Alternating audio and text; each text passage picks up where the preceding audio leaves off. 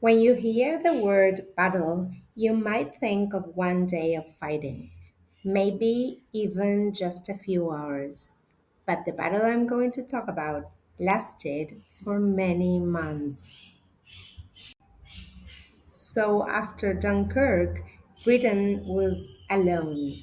France had fallen in June 1940, and now Hitler was looking across the English Channel, planning his next move. If he wanted to invade Britain, he first needed control of the skies, and that's how the Battle of Britain began. Germany's air force, called the Luftwaffe, Luft meaning air and Waffe meaning weapon, began attacking Britain.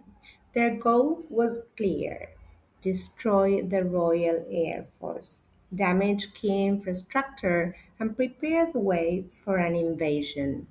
At first, the Luftwaffe focused on airfields, radar stations, and aircraft factories, especially in the south of England, because that was the most strategic area closest to Germany and essential for Britain's defense.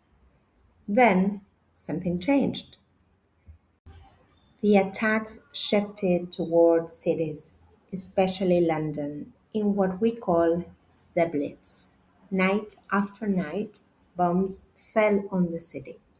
But London was not the only target. Cities like Coventry, Liverpool, and Birmingham were also heavily bombed because they were important industrial centers. And port cities such as Bristol and Cardiff were also attacked. And this wasn't only a battle for pilots, civilians were living through it. Families slept in underground stations to stay safe. Children were evacuated to the countryside. Homes were destroyed. And yet people continued with their daily lives as much as they could.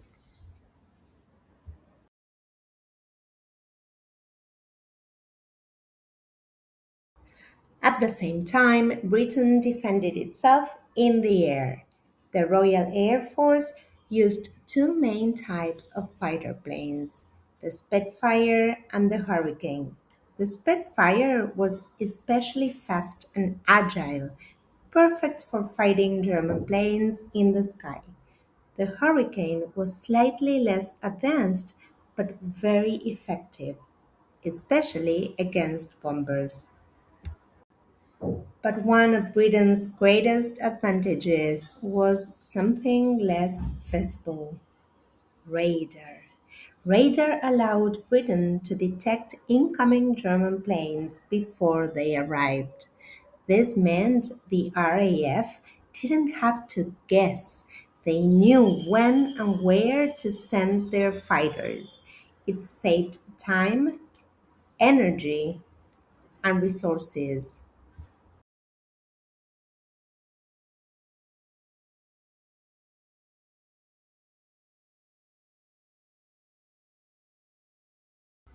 The fighting was intense and the pressure was constant, but Britain had several key advantages. They were fighting over their own territory, their pilots could return quickly after battles, their radar system gave them early warning, and the Luftwaffe began to lose focus by attacking cities instead of military targets.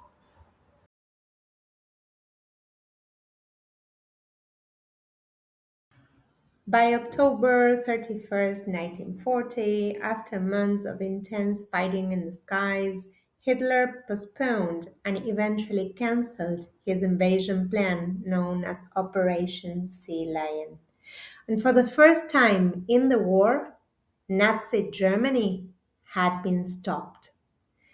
As Winston Churchill said, never in the field of human conflict was so much owed by so many to so few.